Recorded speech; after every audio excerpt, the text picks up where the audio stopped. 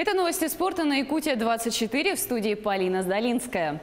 Заключительная часть сезона 2019-20 чемпионата России по футболу стартовала уже сегодня. В первом матче 20-го тура Тинькофф российской премьер-лиги встретятся самарские крылья Советов и Оренбург. 29 февраля программа тура продолжится 4 играми. В центральной из них петербургский «Зенит» примет «Локомотив». Также в этот день состоится московское дерби между «Динамо» и «Спартаком». А столичный ЦСКА и грозненский «Ахмат» на своих полях сыграют с екатеринбургским «Уралом» и Ростовом соответственно. Завершится тур 1 марта 3 матчами. Дебютант премьер-лиги Тамбов в Нижнем Новгороде встретится с казанским «Рубином». Краснодар дома сыграет с Уфой, а Сочи с тульским «Арсеналом». Группа лидеров российской премьер-лиги уже сформировалась. Действующий чемпион страны «Зенит» занимает первое место, набрав 45 очков. На второй строчке располагается Краснодар, на счету которого 35 баллов. Места с 3 по 5 занимают Ростов, ЦСКА и Локомотив. В 19 турах они набрали по 34 очка. Их позиции в турнирной таблице определяются по дополнительным показателям. В списке лучших бомбардиров первое место занимает нападающий «Зенита» Артем Дзюба, который в 19 турах забил 11 мячей. Его ближайшими преследователями являются Элдар Шамуродов из Ростова и Александр Соболев, который зимой на правах аренды перешел из крыльев Советов в «Спартак». Новичок красно-белых располагается ниже узбекского форварда, потому что 2 мяча он забил с пенальти. В Якутске прошли соревнования по метанию аркана в зачет 4-й республиканской спартакиады зимних видов спорта. Большая часть чемпионата по Северному Многоборью уже позади. Впереди у спортсменов осталось 2 важнейших соревнования – по метанию топора и прыжкам через нарты. Подробности в сюжете Сыргланы Неустроевой. Побороться в звании чемпиона по метанию аркана на хорей собралось 127 участников. Это 23 команды со всех уголков республики. Состязания проходят в 5 категориях – юниоры и юниорки, женщины и мужчины, а также ветераны. Среди спортсменов находятся и такие, кто в спорте уже больше 10 лет. Стаж большой довольно, да, 20 лет, но в 2017 году я до 2017 года на протяжении каждый год ежегодно выступал, то есть опыта намного хватает. Ну и в 2018 я сделал перерыв, так как я как старший тренер сборной команды республики.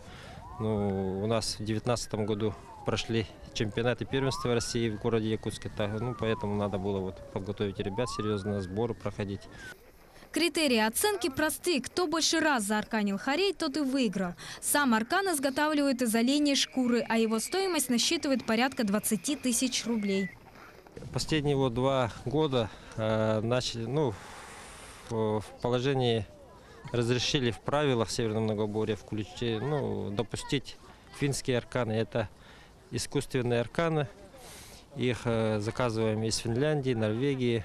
Они по цене дешевле, 10 тысяч, уже в 2 раза дешевле и на морозе морозостойкие. И поэтому в прошлом 2019 году у нас мужчина Сазонов Алексей из Среднеколымска, студент Чевкис, установил новый рекорд республики, 169 попаданий.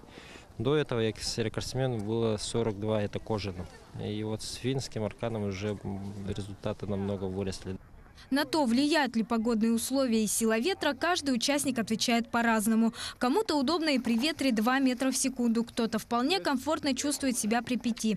Однако абсолютно точно все спортсмены прошли серьезную подготовку. Вообще были сборы получается, в феврале. Мы тренировались, тренировались упорно. Так. То есть, если там прыжки через нарты, там тройной прыжок, мы тренируемся в зале. А если там метание аркана, там топора, то на улице. Довольна своей работой или не очень? Могла бы лучше? Могла бы лучше, да, но соревнования пока еще не закончились, так что впереди важнейшие 2 еще вида, то есть метание топора и прыжки через нарты. Теперь, когда метание аркана позади, сборные команд вышли на финишную прямую. У спортсменов есть еще 2 дня, чтобы доказать, что именно они быстрее, выше и сильнее. Сырглана Неустроева, Джилус Иннокентьев, Якутск.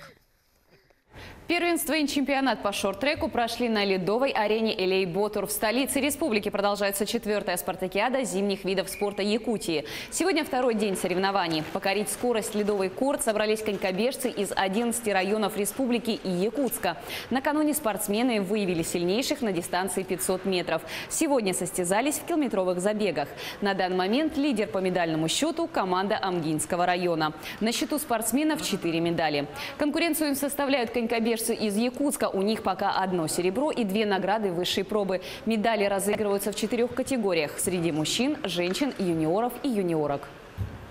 Вчера бежали дистанцию 500 метров, я заняла 2 место. Сегодня вот первый раз, сейчас первый забег было 1000 метров.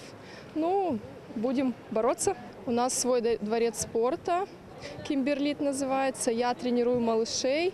У нас есть второй тренер. Сегодня он тоже выступает, Владимир Валерьевич. Он тренирует взрослых детей. Тоже тренируемся, занимаемся, стараемся. В Якутске проходит первенство по различным видам спорта среди специальных коррекционных школ республики.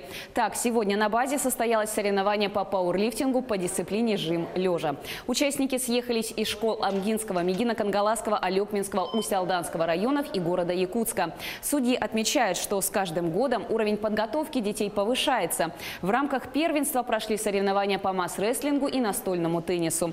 Результаты по настольному теннису будут занесены в зачет 13-й спартакиады республики по адаптивным видам спорта, которая состоится 1 марта. Год назад 55 поднимал, сейчас 65 тоже, сейчас побольше.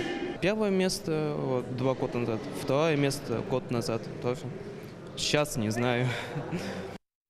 На этом у меня все. Будьте в курсе спортивных событий на Якутия 24.